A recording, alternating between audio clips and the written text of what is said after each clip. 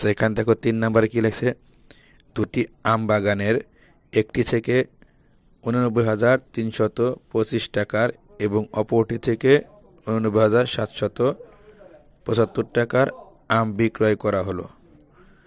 সংখ্যা দুটি পরি ও প্রতীক ব্যবহার করে ছোট বড় লিখি।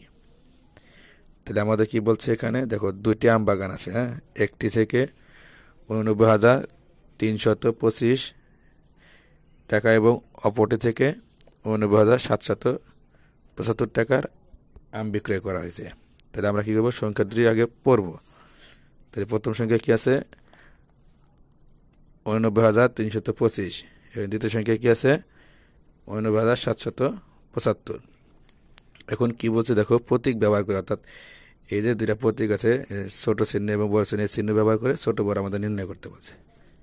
তাহলে আমরা আগে সংখ্যা দুটি লিখে নই। দেখো এখানে আছে কত, প্রথমে আছে 89,325, এরপর আছে 89,775। এখন এই দুইটির ভিতরে ছোট বড় নির্ণয় করতে বলছে। তাহলে আমরা কীভাবে নির্ণয় করবো, দেখো আমরা যখন বড় ছোট নির্ণয় করবো তখন আমরা বাম দিক থেকে নির্ণয় করবো। দেখো এখানে আছে একক দশক শতক হাজার অযুত, এখানে আছে একক দশক শতক হাজার অযুত। তখন দুইটা অযুত স্থানের অঙ্ক পর্যন্ত আছে সমান সমান। তাহলে আমরা বাম দিক থেকে দেখি, এখানে দেখো 8 আছে, এখানেও 8 আছে সমান, এখানে 9 আছে, এখানে 9 আছে, এখানেও সমান আছে। এরপরে দেখো শতক স্থানে এখানে 7, আর এখানে আছে কত 3।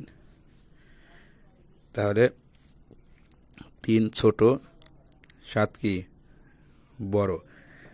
তাহলে আমরা কী করবো, এখানে 3 যেহেতু ছোট, আমরা এই ছোট চিহ্ন ব্যবহার করবো। এই চিহ্নটা আমরা এখানে লিখবো।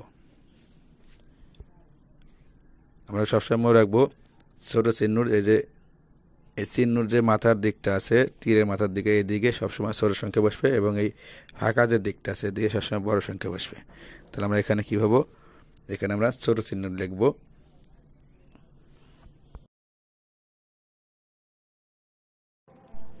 প্রিয় ভিউয়ার্স, তৃতীয় শ্রেণীর অঙ্ক বিষয়ে ধারাবাহিক ভিডিও পেতে আমাদের চ্যানেলটিকে সাবস্ক্রাইব করে রাখুন এবং আপনার মূল্যবান মতামত কমেন্টের মাধ্যমে জানিয়ে দিন।